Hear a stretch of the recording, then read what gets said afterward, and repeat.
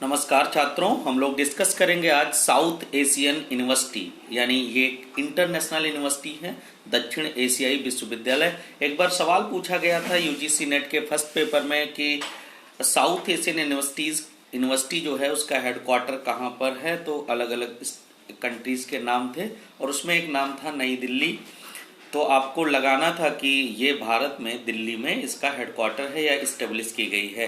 तो इम्पॉर्टेंट है यहाँ पर कि साउथ एशियन यूनिवर्सिटी जो है ये एक इंटरनेशनल यूनिवर्सिटी है, अंतर्राष्ट्रीय विश्वविद्यालय है, जिसको सार्क देशों ने इसको क्या किया है, इस्टेब्लिश किया है। सबसे पहले जो ढाका में 13 सार्क का एक समिट हुआ था, वहां पर प्रधानमंत्री मनमोहन सिंह ने सबसे पहले इस बारे में चर्चा की थी कि सार्क देशों को एक अंतरराष्ट्रीय लेवल पर विश्वविद्यालय, इंटरनेशनल लेवल पर एक यूनिवर्सिटी को स्टेब्लिश करना चाहिए, जिससे जो सार्क कंट्री हैं यहाँ के जितने स्कॉलर्स हैं, स्टूडेंट्स हैं, ये क्या रिसर्च एंड डेवलपमेंट का काम कर सके और इन कंट्री के में जो रिक्वायरमेंट है उनके अकॉर्डिंग रिसर्च की फैसिलिटी को इनहेंस किया जा सके।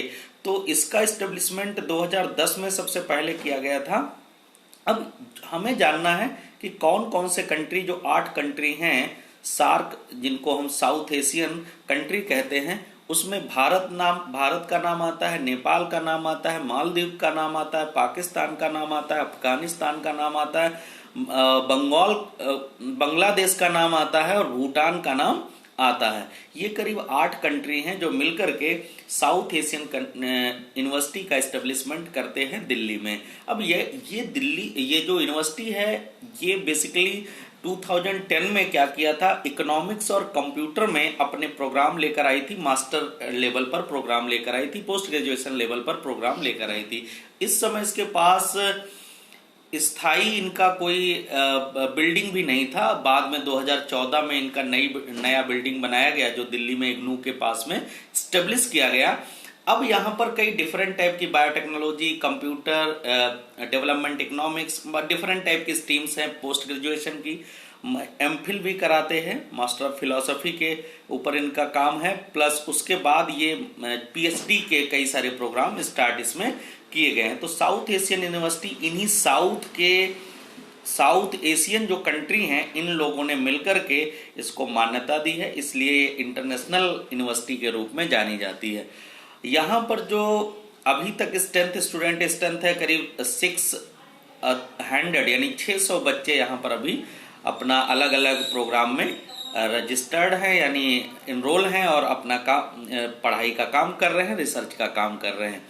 अगर देखा जाए कि ये यूनिवर्सिटी जो है, ये यूनिवर्सिटी बेसिकली इन्हीं साउथ एशियन कंट्री के बच्चों को ही इनरोलमेंट देती है और इन बच्चों की सारी फैसिलिटी उस यूनिवर्सिटी में है। उनका पूरा रहने का और पूरा स्टडी का पूरा हॉस्टल फैसिलिटी, ये सब कुछ उपलब्ध कराती है। ये सारे बच्चे इन्हीं देशों के मिल करके क्या करते हैं, रिसर्च, डेवलपमेंट एंड स्टडी को कंटिन्यू करते। साउथ एशियन यूनिवर्सिटी, आपका जो क्वेश्चन पूछा गया है वो यही पूछा गया है कि यहाँ पर ये कहाँ पर स्टेब्लिश की गई, क्योंकि इसमें 8 देश आते हैं, तो किस कंट्री में। तो लोग ज्यादातर अनुमान लगाकर लगाते हैं तो कि अदर कंट्री का नाम लगा देते हैं। तो यहाँ पर आपको ध्यान रखना है, इसका जो स्टेब्लिशमेंट किया गया है ये कहाँ पर स्टेब्लिश है, तो ये नई दिल्ली में। इसी के साथ एक हम और छोटा सा टॉपिक लेंगे, मेटा यूनिवर्सिटीज। मेटा यूनिवर्सिटीज क्या होती है, उनके बारे में भी हम चर्चा करेंगे। मेटा यूनिवर्सिटी की अगर हम बात करें तो मेटा यूनिवर्सिटी कोई स्पेसिफाई यूनिवर्सिटी नहीं है।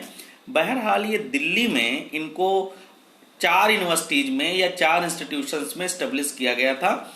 वो थे आपका जामिया मिलिया था, डीयू था और जेएनयू था और आईआईटी दिल्ली थी। इनके कैंपस में मेटा यूनिवर्सिटी के कॉन्सेप्ट को शुरू किया गया था। एमएचआरडी मिनिस्ट्री के रिकमेंडेशन पर भारत सरकार ने शुरू किया था, क्योंकि हायर एजुकेशन में और एडवांसमेंट कैसे हो सके, उसमें आईसीटी का मैक्सिमम प्रयोग कैसे हो, बच्चों को वर्चुअल स्टडी की तरफ कैसे लाया जाए और एडवांस तरीके से जो स्टडी के प्रोसीजर्स है या रिसर्च के प्रोसीजर हैं उनको कैसे इनहेंस किया जाए, तो इन पर चर्चा। तो मेटा यूनिवर्सिटी जो है ये भी दिल्ली में डीयू में सबसे पहले इस पे काम शुरू किया गया था, फिर जेएनयू, फिर आईआईटी दिल्ली और फिर जो है जामिया मिलिया।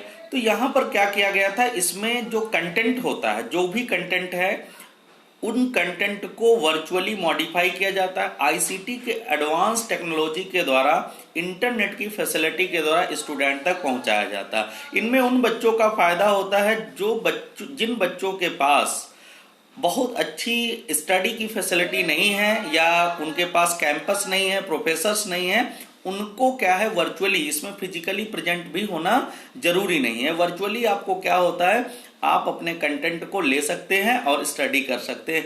इनमें यह भी फैसिलिटी होती है कि इसमें बच्चे को प्रॉपर वे में जो एक व्यवस्था होती है एडमिशन की और स्टडी की, वो एक प्रतिबंधित प्रकार से स्टडी का प्रोसीजर इसमें नहीं होता। इसमें फ्री प्रकार की स्टडी, यानी आप कहीं पर भी हैं, अगर इनरोल होते हैं यहाँ पर मेटा यूनिवर्सिटीज में, तो अपनी स्टडी को कंटिन्यू कर सकते हैं। तो मेटा यूनिवर्सिटी, ये भी सवाल यूजीसी नेट में शायद 2013-14 के आसपास पूछा गया था फर्स्ट पेपर में कि मेटा यूनिवर्सिटीज कहां पर स्थापित की गई हैं, तो आपको कहना था दिल्ली में स्थापित की गई है मेटा यूनिवर्सिटीज। तो मेटा यूनिवर्सिटी वर्चुअली कंटेंट को, पहले इनके पास तो कोई कैरिकुलम भी नहीं थे, इन्होंने हेल्थ और उससे रिलेटेड, क्लाइमेट चेंज से रिलेटेड इन्होंने प्रोग्राम शुरू किए थे। अब इन्होंने कई डिफरेंट टाइप के प्रोग्राम, इनके पास एक और ये फैसिलिटी है कि अपने कंटेंट जो कुछ भी कैरिकुलम में चलाना चाहते हैं उसको खुद बनाते हैं और खुद ट्रांसमिट करते हैं, यानी बच्चों तक पहुंचाते हैं। इनके ऊपर कोई ये बाध्यता नहीं है कि कौन सा प्रोग्राम इनको कैसे लॉन्च करना है।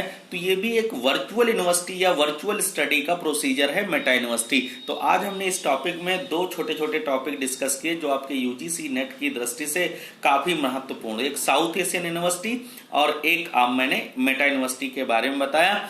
तो आपने थोड़ा बहुत इसकी इंफॉर्मेशन मिली, क्योंकि ये नॉर्मल किताबों में मिलता नहीं है, तो आपको दिक्कत होती है मेटा यूनिवर्सिटी क्या है। और या तो करंट आप बहुत अपडेट रहिए, MHRD मिनिस्ट्री की साइट या यूजीसी की साइट देखते रहें तो भी आपको इन्फॉर्मेशन मिल जाएगी, वरना ये क्वेश्चन आपके मिस हो जाते। तो मैंने थोड़ा बताया मेटा यूनिवर्सिटीज क्या होती है और साउथ एशियन जो इंटरनेशनल यूनिवर्सिटी है ये है क्या और इसको कहाँ स्टेब्लिश किया गया है। Thank you.